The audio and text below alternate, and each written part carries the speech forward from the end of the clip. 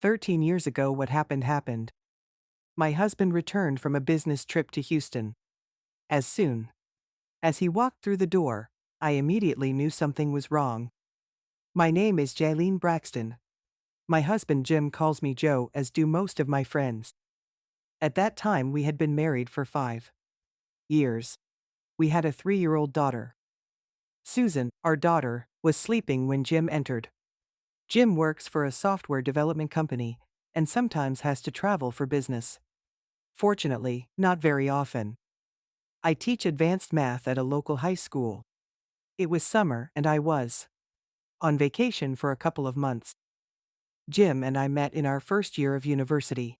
We dated for 4 years and then got married right after graduation. We love each other very much, but it took all my love for him not to divorce him after this incident. The look on his face as he walked towards me said it was not going to be an easy day. He was already crying, and I realized that he seemed to be asking for forgiveness for what he was going to tell me. He asked me to sit down and then started talking about how he got very drunk and had sex with a woman who worked at the company he did business with. He said it was a moment of weakness while intoxicated, and he was so ashamed that he could hardly bear it. He explained that after finishing business, he was at a bar with several people. He said he drank too much, just like the woman. He took her to her room to make sure she was okay. One thing led to another, and the next thing he knew, they were in bed. After that, they both realized what they had done, and they both regretted it. She was also married and felt as guilty as he did. Jim cried throughout his confession. I knew that he was extremely sorry for what he had done, but that did not justify his action. I appreciate your honesty and that you didn't try to hide it. I'm sure I would never have found out if you hadn't confessed. At least, it shows that you feel guilty, but it doesn't justify the fact that you cheated. Please, Joe. I feel bad enough without your insults, although I don't blame you. I deserve it. I'm so sorry. Baby. I can't tell you how sorry I am and how hard it is for me. I just hope you will find it in your heart to forgive me, he said. I don't forgive you now. I'm too hurt. How could you do this, Jim? We have so many good things. We have a wonderful little daughter, a good family. I know. You blame some of it on alcohol, but that's no excuse. You shouldn't have ended up in this situation, I cried.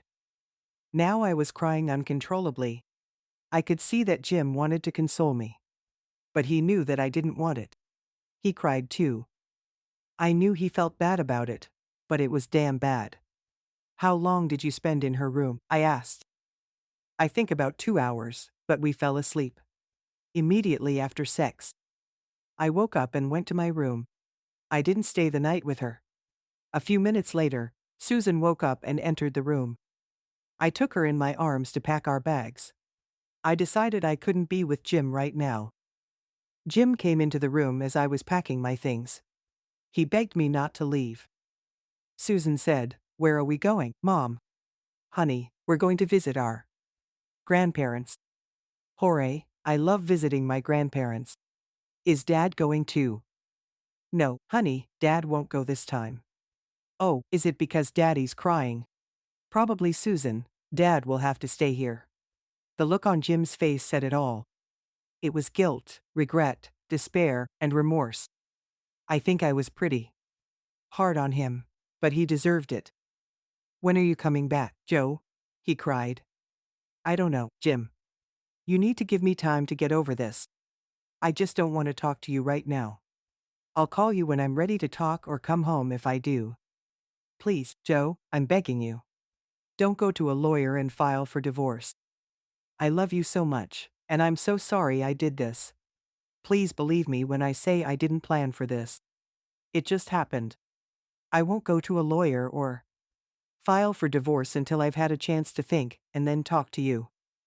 After that, I won't promise anything. Goodbye, Jim. With these words, we left the house. I heard him sobbing as I left the house. I almost went back, but didn't. I was so angry with him. I knew I couldn't divorce him because of this, but he had to suffer a little. Susan and I spent the next 4 days at my parents' place. I told my parents the whole story, but surprisingly, they did not interfere. They were angry at Jim, but they loved him very much and believed that it was my decision what to do. I knew Jim was probably losing his mind since I hadn't spoken to him since then. My anger subsided, but I was still extremely hurt. After 4 days, I decided it was time to go home and talk to him. I called in the evening to let him know that I would be home the next day during the day, and we would talk when he got home from work. He seemed to perk up and said he really missed me and Susan. I arrived home a little earlier than I expected him to get home from work. I expected the house to be in disarray, but it was very clean. There was a huge vase of roses on the kitchen table. Typical for a man, I guess. I sat down to wait for his return. I had a plan that I thought would save our marriage. There was one part of it that I thought he wouldn't really want to participate in, but it was damn bad. This should have been a condition for not filing for divorce. Jim walked through the door smiling. It wasn't a big smile, but a smile that said he was glad I was back home. I left Susan with my parents for a couple of days. Jim and I needed to be alone. He came and sat down next to me on the sofa. He simply said, "I'm so glad you're back home, Joe. The last few days have been absolute hell for me." "Did you leave Susan with your parents?" "Yes, I decided it would be better for us to be together to figure this out." "I'll go first if that's okay, Jim." "Of course, but I also have something to tell you," he said. "You hurt me, Jim, but I don't think you did it on purpose. I still love you with all my heart. If I didn't love you, you would have already received divorce papers. But that still doesn't justify the fact that you slept with someone else. I need to know if you love me. I need to know if I can trust you when you're not with me. The best thing about all of this is how you confess to me right away. You didn't try to hide it, and you seem to feel a lot of guilt." "Joe, darling, I feel so much guilt and remorse. You have no idea. Not only have I hurt you and Susan, I've brought so much shame upon myself that it's almost unbearable to me. I'm a good, faithful husband, Joe. I'm not a cheater. It was a stupid once-in-a-lifetime mistake. That won't happen again. I swear to God, I will spend the rest of my life proving to you what a good husband I can be." That's what I wanted to hear, Jim. It will take me a while to trust you again, but if you show me that I can, then I will. I promise, I will regain your trust. And I will prove that you made the right choice in choosing me as your husband. We hugged, then kissed. It was a little awkward, but it felt good. Then I said, "The flowers are beautiful, Jim. Thank you. Thank you, Joe. Thank you for being understanding and giving me another chance. There is one more thing, Jim. I have a document for you that you must sign. If you do not sign it, I will begin divorce proceedings." He suddenly became confused. "What is this?" he asked. "Because you get freedom from guilt. I decided that if I ever needed one, I should have that option too. It's a pass-through agreement. It says that if I ever want to have sex outside of our marriage, I'll get your permission, a free pass if you want. I'm not saying I'll ever use it, but I want to have it in case I need it. It's a lifetime agreement. It won't expire. It'll always be a reminder that you owe me something." "Are you serious, Joe? Why are you doing this to me?" "Jim, in order for me to forgive you, you need to know that you owe me something. What's good for the goose is good for the goose. I have no plans to use him, but I want him here so you know that I'm serious.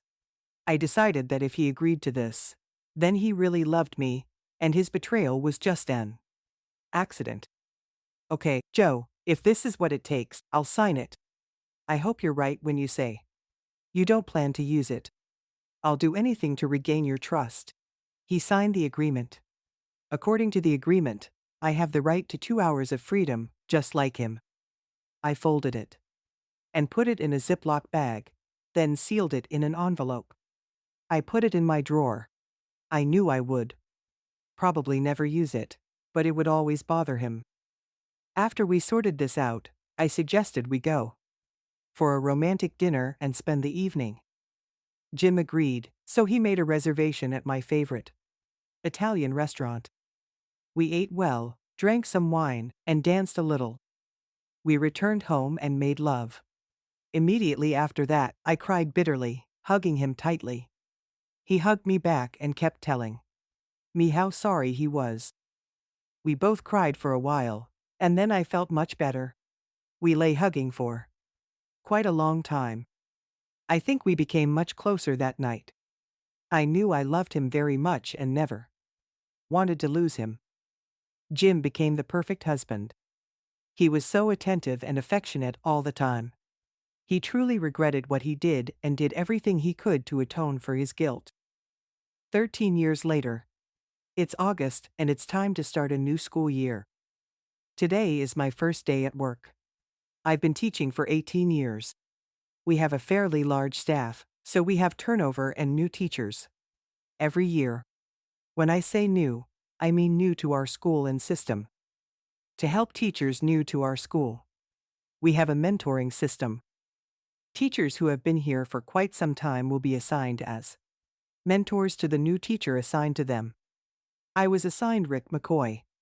He is a math teacher and one of the new coaches. I was told he played football in college. We met the new teachers at 9 a.m. for coffee in the cafeteria, and then had to sit with them throughout the week during faculty meetings to help them settle in and answer questions. We met for coffee and then talked a bit to get to know each other better. Let me tell you, Rick was extremely attractive, with muscles bulging from his shirt. He had blonde hair, blue eyes, and beautiful tan skin. I tried not to drool when I first met him. Rick told me he was 33 years old, divorced, and had no children. He played football for Smooth. He was selected for the draft, but was never able to break into professional football, so he decided to take up coaching. I told him about my husband, Jim, and our daughter Susan. At the end of the day, he came into my office to thank me for my help. On the first day, I have to tell you, Mrs. Ray's Braxton, that not only are you a very attractive woman, but you are also very sweet. You treated me like a professional and not like some stupid jock. Many older teachers stereotypically treat coaches that way, but I assure you I am very intelligent. I look forward to working closely with you. There was this look in his eyes when he said that. I pretended to scratch my cheek so my wedding ring could be clearly visible. However, when he said this, my legs gave way. Yeah, well, I'm looking forward to working with you too, Rick, and please call me Joe. Okay, Joe, should be a good year. I'll probably be spending a lot of time with you until I get comfortable here. I have to go, but I'm looking forward to seeing you tomorrow. And maybe we can go out for a beer sometime. Is there anything where I can ask questions? In an informal setting. He smiled and left before I could respond. I need to be careful. If I didn't know better, I would have thought he was giving me hints. Now I won't deny that I fantasized about him a little. We spent a lot of time together in the next few meetings, training, and various other activities that teachers do before the school year starts. He also often came into my office. It seemed like every time I turned around, he was there. He really turned on the charm, and honestly, it made me feel very attractive and sexy. I really enjoyed all his attention, but to me it was completely innocent. I knew he was probably giving me hints, but he knew I was married, so I saw it as just flirting on his part. To be honest, I flirted back too. Like I said, I liked the attention. On Wednesday of the following week, I received a call from Jim at work. He said he had to work late into the evening on a project that was due the next day. I told him it was no problem.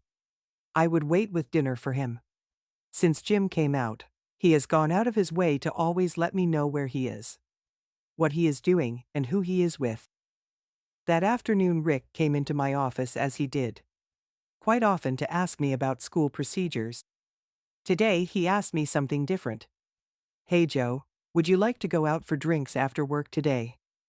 It'll give us a chance to talk in a relaxed environment.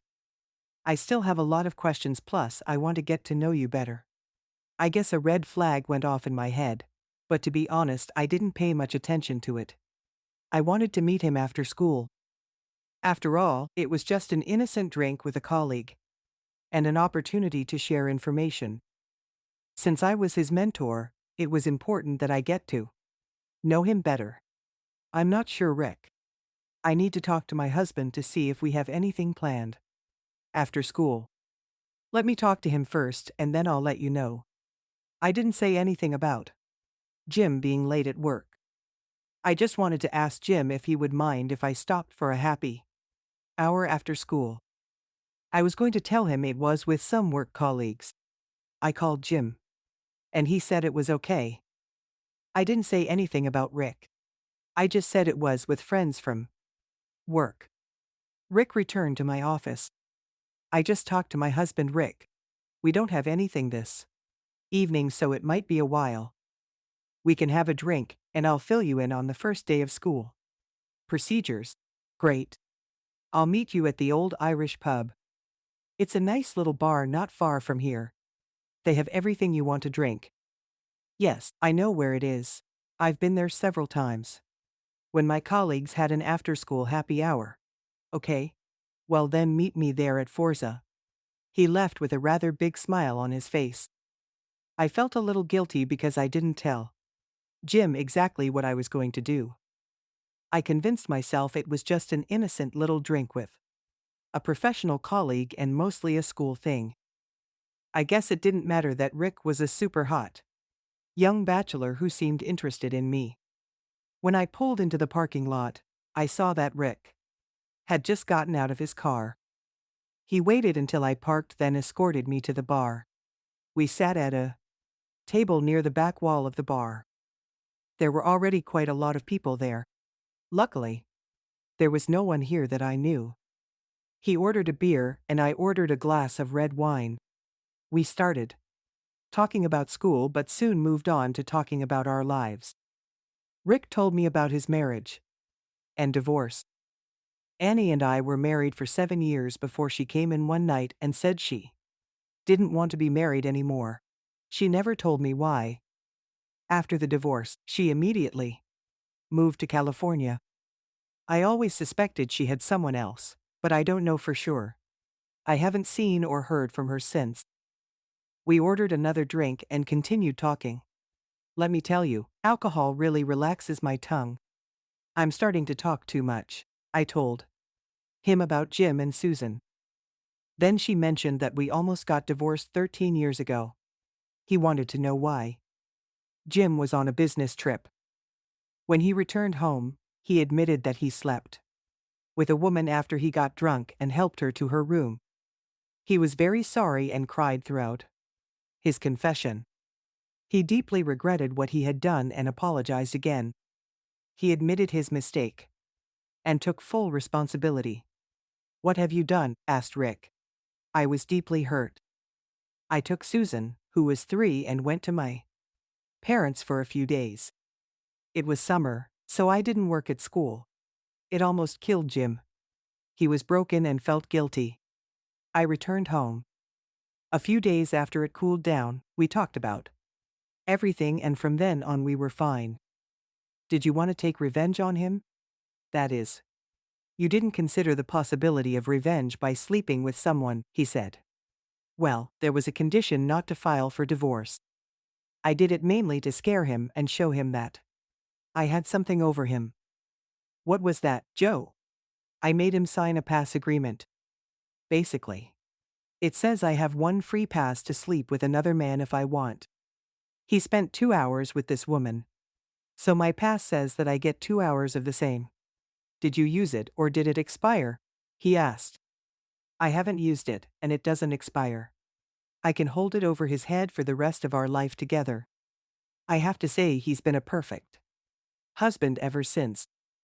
I laughed as I finished my second glass of wine.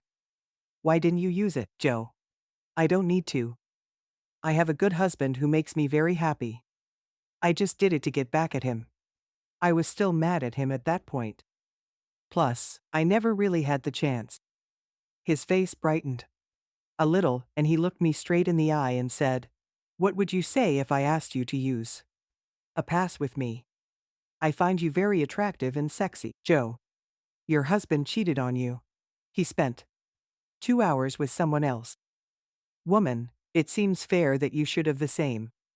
Rick's words brought back old hurt feelings from that night 13 years ago. Maybe I really deserved my turn.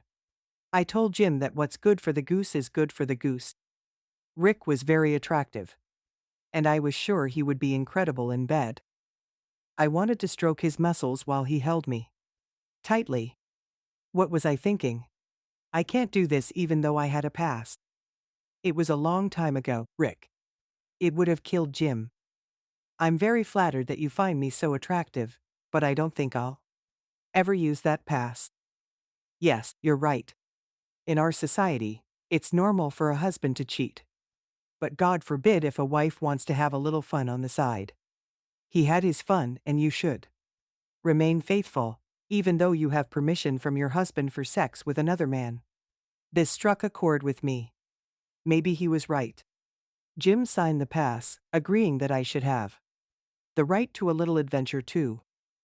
This was the price he had to pay if he wanted to stay married. It's not like I had an affair or anything like that. I just wanted 2 hours with Rick. I wanted to know what it was like to sleep with another man, and I could do it legally. You have a point, Rick. What are you suggesting? He's really perked up now. On a Friday night, you come to my apartment at, say, 8 p.m. You stay until 10 p.m. and then go home. That will be your 2 hours. We won't go anywhere. We'll just have sex. I promise. I'm into it. Very good. The way he said it had a profound effect on me. I stood there, trying to imagine him naked. While he was talking to me, he quietly touched my hand. It's a miracle. I didn't jump on him. Right there in the bar. Look, Rick. I'll have to think about it. I'm not making any promises. But I'll think about using my pass on Friday night with you. Come see me in my office Friday afternoon and I'll give you the answer. Next two will all be working in our offices today. I need to get my office ready. Don't come to me until Friday afternoon. Fair enough, Joe. But until then, he leaned over and kissed me on the lips. He held the kiss for a few seconds. That was a damn good kiss. Then he got up and left. I sat there, slightly stunned. What should I do now? A part of me was so impressed, but another part didn't want to hurt or cheat on Jim. Jim returned home around 8:15. He had dinner, took a shower, and then came to the bedroom. I was lying on the bed naked. I told him to join me. He quickly took off his pajamas. And we had sex. After that, he wanted to know what happened to me. I shrugged and said I had missed him all day and needed to make love to him. He smiled and said, "You're welcome, my joy." I had trouble sleeping that night. I thought about everything Rick said. I knew I had to make a decision by the next evening because if I decided to use my pass, I would need to tell Jim. I didn't see Rick all day Thursday. Even though I told him not to come, I missed him. Before I left, I received an email from him. He simply wrote, "Your move." I thought about this on the way home. My decision was made. I took a shower and lay down on the bed. Jim was still working on something in his office downstairs. I opened the drawer of the bedside table. I reached to the back of the drawer and pulled out an envelope. Should I open it or tear it apart? I opened it, took out the pass and placed it next to me on the bed. Jim got up, took a shower, and then sat down on the bed. He asked, "Are we going to have round two tonight?" Tiger. Jim, do you recognize this piece of paper? I handed it to him. He swallowed and said, "Yes, that's the pass agreement you made me sign after I cheated on you. Yes, and you understand that it still works. I decided to use it on Friday evening. I won't tell you his name, but he is a new teacher at our school. I won't go into detail, but this is the one I chose. And he wants it. Why are you doing this, Joe? After all these years, why? I was a good and faithful husband. I treated you like a queen. I thought this past agreement was long forgotten. I don't understand why you're doing this to me now." He started crying, and I felt very sick. I stood my ground. I thought about it from time to time, but never found the right opportunity. Now she is. It's not fair that you could have fun, but I can't. It will be 2 hours. The same as yours. It will be tomorrow evening. I'll leave at 7:30 and arrive at his place. At Adozo. I'll leave there at 10,000 and be home by 10:30, after which the pass will be used and we'll be even. Are you in love with this guy, Joe? Do you want to replace me? Hell no, Jim. You don't understand. This is not an affair. I love you. This will make up for what you did to me.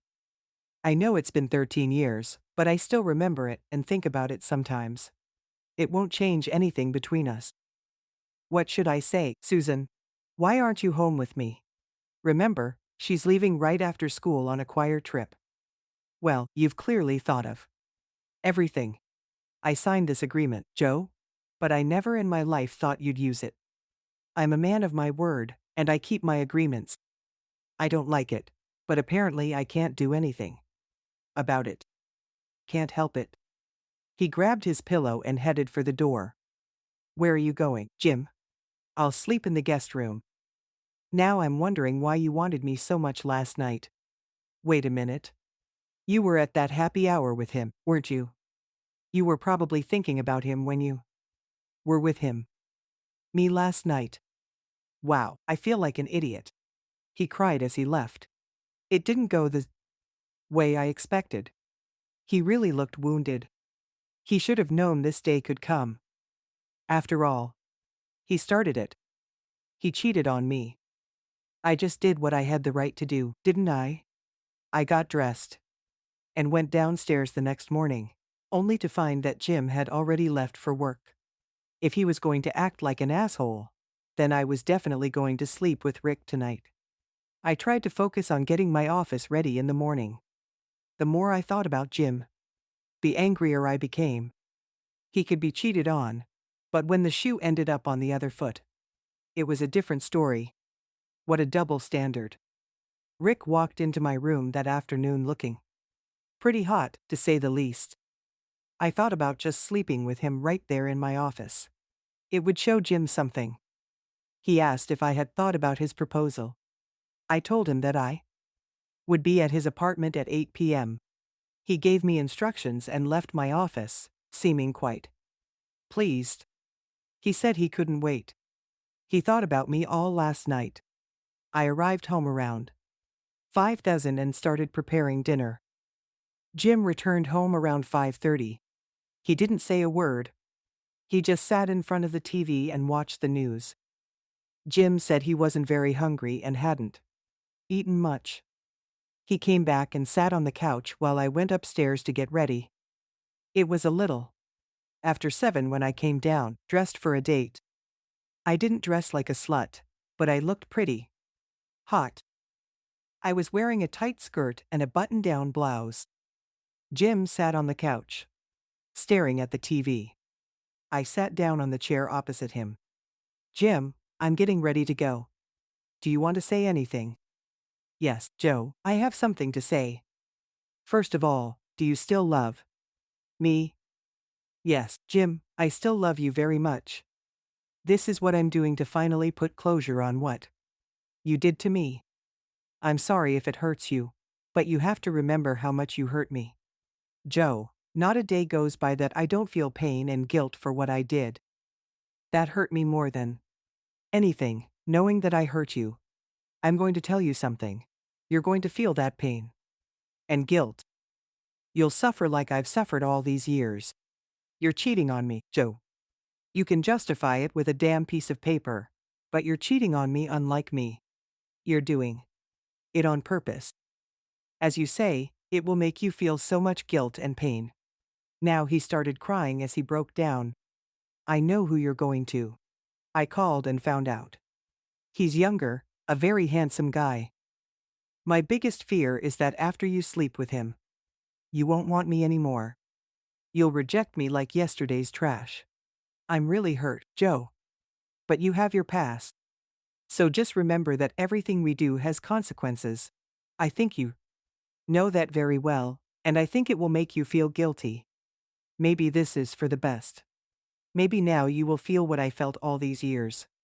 I sat looking at the tears streaming down his face. I turned and walked out of the house, trying to convince myself that I was doing the right thing. He cheated on me. Now it's my turn to take revenge and put it behind me. As I drove to Rick's apartment, I kept remembering Jim's words. First, I knew I wouldn't stop loving Jim because of Rick. After this night, I will never sleep with others again. I just felt like this was my chance to have fun and get rid of the past. Jim owed it to him, plus Rick was pretty hot. However, a feeling of guilt began to creep in. I parked at Rick's apartment complex a few minutes before 8. I looked at myself in the mirror, took a deep breath and headed towards the door. Rick answered the door wearing tight Wrangler jeans and a tight polo. His ass looked great in his jeans and his muscles were visible under his shirt. He hugged me, then kissed me lightly on the lips, inviting me in. He took my hand and led me to the sofa where we sat next to each other. He said, I can see you're a little nervous, Joe. So how about a drink? I know you like red wine. So I bought a bottle of Merlot. Yeah, Rick, I think I'd like a glass of wine and Merlot is one of my favorites, I said. He went to the kitchen and brought a bottle of wine, a wine glass and a beer for himself. He poured me some wine and raised his glass in a toast. To a very beautiful lady and a wonderful teacher, he said. I took a long sip of wine. I was nervous, but now I was no longer sure that I wanted to be here. I kept thinking about poor Jim sitting at home crying as I left. I hurt him very badly. He was right, I planned it, and I felt so guilty. What am I doing here? We continued chatting as we sat on the couch and sipped our drinks. When I finished my glass of wine, he took the glass and put it on the coffee table. He then moved closer to me and put his arm around my shoulders. He leaned down and kissed me, holding the kiss for a few seconds. He knew he only had 2 hours and there was no point in stalling. He pulled me closer and kissed me again. It was an open kiss, his tongue exploring mine. He was a good kisser, but I didn't feel anything special. I kept thinking about Jim. Rick then moved his right hand to my left shoulder and kissed me again. During the kiss, his right hand went down to my chest. He started squeezing it over her blouse. I pulled away from the kiss and pulled away a little. I started to feel very uncomfortable. He said, Come on, Joe, relax and enjoy. I promise you'll love it. I'm a very good lover. I smiled a little, and he put his hands back where they were. He kissed me again, then began to unbutton my blouse. He exposed my bra, then put his hand inside my bra. He started kissing my neck. While doing this, I pulled away again. He came over, grabbed my shoulders, and pulled me down so I was lying on my back on the couch. He was kneeling on the floor in front of me. His hand quickly went up under my skirt. It was a line. I pushed him away, then stood up. I started buttoning my blouse. I'm sorry, Rick, but I can't do this. I know I have a pass, but I just can't do this to my husband. I love him too much. I need to get home to him before it's too late. You are a very attractive guy, and if I weren't married, I would have sex with you tonight. However, I'm married to a wonderful man and I won't cheat on him. He said, "You came here, got me excited. And now you say you're leaving. That won't do. You owe me. I don't owe you anything. Do you think that you are some kind of gift from the gods to women? I don't need some young handsome guy to feel like a sexy woman. My husband does this every day of my life. When I go back to work on Monday, I'll tell the vice principal to find you another mentor. Just stay away from me." I left his apartment, leaving him standing dumbfounded. I didn't care. I had to go back to Jim. This pass was a stupid idea, and even stupider to try to use it. As I pulled out of the parking lot, I tried to call Jim. His phone went to voicemail.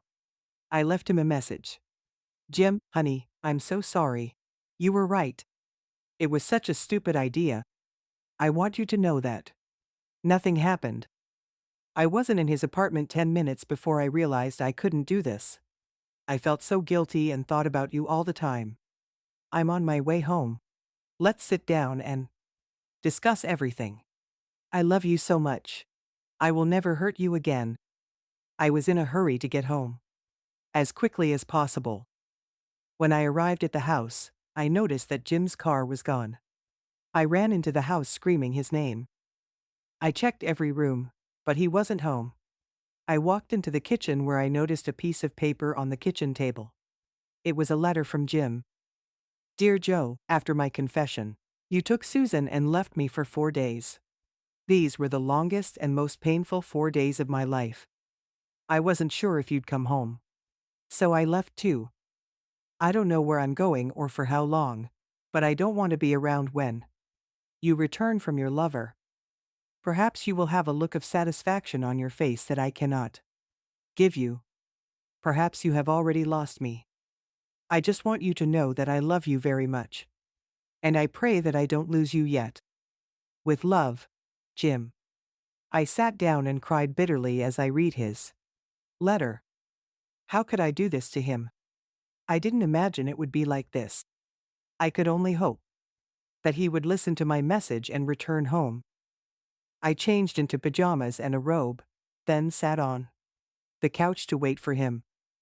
I fell asleep, but woke up around 3 a.m. I looked around, checked the garage. But Jim still hadn't returned. I returned to the sofa where I cried and fell asleep. I woke up around 8 a.m. the next morning. Jim was still not there. I made coffee and called his cell phone again. I was scared that something had happened to him. The phone went to voicemail. Again. I left him almost the same message, begging him to come home and assuring him that nothing had happened. I also said that I was worried that something might have happened to him. I decided to kill time by cleaning the house. I cleaned the house from top to bottom so Jim could come home to a clean house. He always liked it, and he always helped me with the cleaning. After lunch, I sat on the couch wondering what to do. Should I have called someone? Should I have checked the hospitals? I didn't know what to do.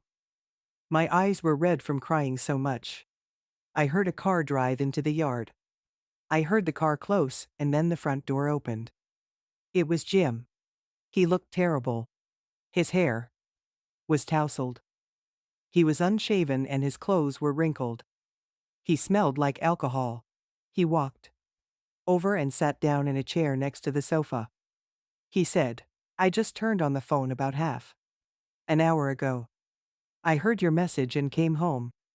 I got really drunk last night, then slept in the car. Your message said you didn't have sex with him. Why not, Joe? You had a pass. You had the opportunity to get back at me for what I did to you. You were right, Jim.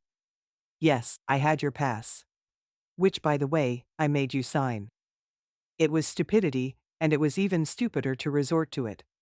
No matter how you look at it, I cheated on you. I betrayed your trust in me. I felt so guilty. I knew when I walked into his apartment that I couldn't cheat on you.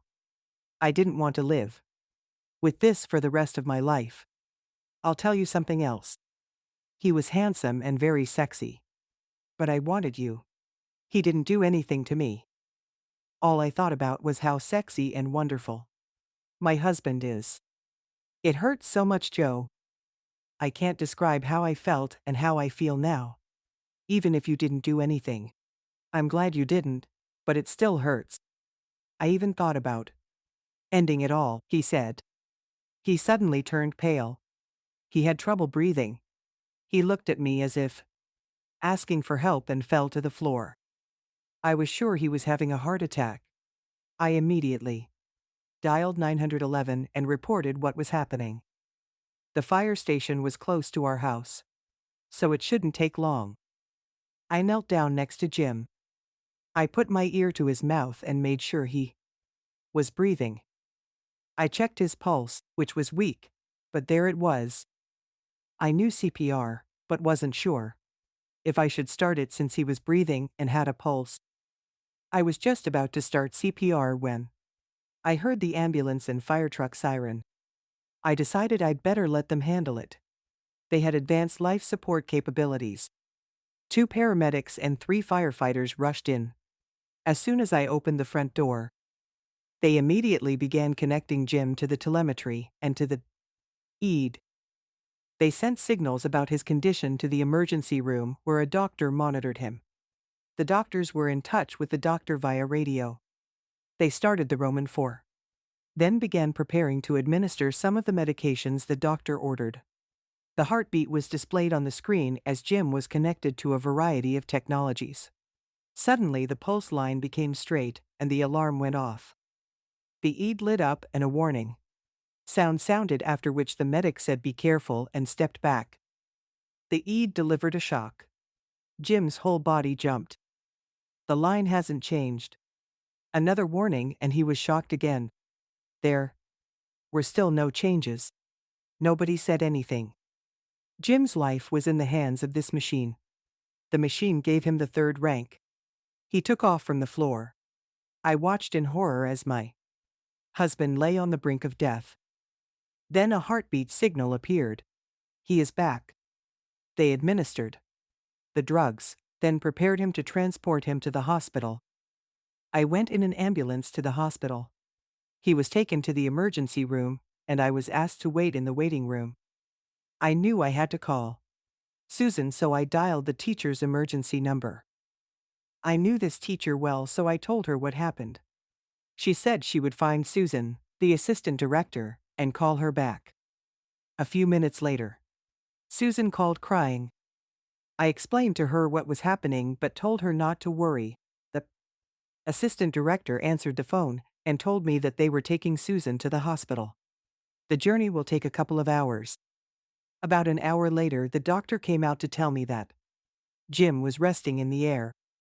He was kept under heavy sedation, but his condition was stable and not life-threatening. They also did a lot of testing. When Susan finally arrived, she was taken to the emergency room to see her father. She cried when she saw him lying there. I'll never forget what she said. Mom, please don't let my dad die. Your dad is not going to die, Susan. He is a strong man. He will survive. This hospital is very good, and he is in good hands. Now we can only pray for his recovery. We stayed in the hospital all night. The next day, the doctor told us that Jim had blockages and would need a triple bypass. This operation is now quite routine and he will be as good as new. Jim's medical history showed that his father and grandfather had early heart problems. It was probably genetic. Jim had surgery 2 days later. It went well and he seemed to recover quickly. Shortly before his surgery, when we were alone in his room, we talked a lot about what had happened. Jim was convinced that I was telling the truth, and that nothing had happened between me and Rick. There were a lot of tears and hugs, but we discussed everything. I took the pass out of my purse and tore it into small pieces in front of his eyes. I'm sorry I ever made you sign this, Jim. It was stupid and unnecessary. I love you so much and need you more than you will ever know. Jim replied, I love you too, Joe. I'm glad you remain faithful. If I don't survive this operation, know that I will be waiting for you in heaven. Jim, you'll be okay. I know there are risks, but this is not your time yet. You're only 40 years old. You and I still have a lot of things ahead of us. Susan needs her father. You'll come out of this better than ever, or. A few minutes later, he was taken away for surgery. I hugged him and kissed him as they took him away. I cried when they took him away. I prayed for the next few hours. Susan came to the waiting room. As soon as she left school, Jim was still in surgery. Susan was crying, but I did my best to reassure her that everything would be okay. Finally, the doctor came to talk to us. He said that surgery went well, although there was a point when his blood pressure dropped dangerously low. They managed to lift him back up. He has received many blood transfusions, but he will be fine. They allowed us to look at him in the intensive care unit, but warned us not to be shocked by his appearance. He looked bad. He had many tubes coming out of him and many wires connected to his chest. I could tell he was suffering. He tried to smile at us, but it was difficult for him. We both took his hand and told him how much we loved him. After that day, Jim recovered quickly. After being released from the hospital, he spent a little over a week recovering at home. He was determined to return to work. Jim changed his diet, joined the gym, and now looked great. He also gained muscles. Jim and I talked a lot while he was home, but it was the night before he went back to work that we finally reached closure on everything. We were sitting in bed that night, when suddenly Jim said, "Tell the truth, Joe. Were you interested that night with Rick? I mean, did you deep down really want to know what it was like to be with someone else? He's younger than me. He's probably better looking than me. Don't get me wrong. I'm really glad you didn't. But didn't you think you deserved it after what I did?" Jim, remember that night, right before I left? I asked if you had anything to say. I can tell you that what you said greatly affected my attitude. You told me how you suffered and punished yourself. You felt like you let your family down. You also pointed out to me what I was going to change to. Pass or not, I was going to cheat on you with another man. Yes, I remember. It brought back all the pain and guilt I felt when I cheated on you. Maybe I was really trying to talk you out of it. Maybe I wanted you to know the consequences. He said. I thought about it on the way to his apartment. I thought about it while I was with him. I thought it would give me closure, Jim. I realized it didn't. It would only bring more pain and suffering. At that moment, skipping seemed like a good idea. I realized in his apartment that all I was doing was adding insult to injury. He was not on my mind that night. He was touching my breast, I said. How did you feel, Joe? All I could think about was you and the tears streaming down your face as I left. You were right. I planned this and it would have been cheating. I felt so guilty just being there. I know that I have to leave there and come back to your home. You saved my life, Joe. Your quick actions when I had a heart attack saved me. Yeah, well, I blamed myself for having a heart attack in the first place.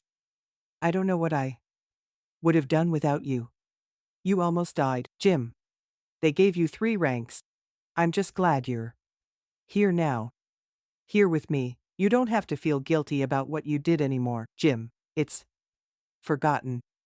And the past that was a reminder is also destroyed. I love you very much, Joe. And I love you too, Jim. Now tell me, when did the doctor say we can start having sex again? I think he said we could start tomorrow. It's almost midnight. So maybe we can start now. I knew we had a lot of good times ahead. I didn't see Rick that much anymore after that. They found him another mentor, and he mostly stayed away from me. I heard he found solace in the arms of a 27-year-old cheerleading coach. Jim takes care of himself and gets checkups twice a year. Our intimate life became more frequent and better after all this. After Susan left for college, we really enjoyed being alone. There's not a place in the house where Jim and I don't make love. Sometimes I think about that night with Rick. What if I slept with him? I'm not sure I would be here now, but I didn't. And here I am. Subscribe to our channel so that your love doesn't cheat on you, and go ahead and listen to the next story, because this story is nothing compared to the next one. If you're under 18, don't even think, click to the next one.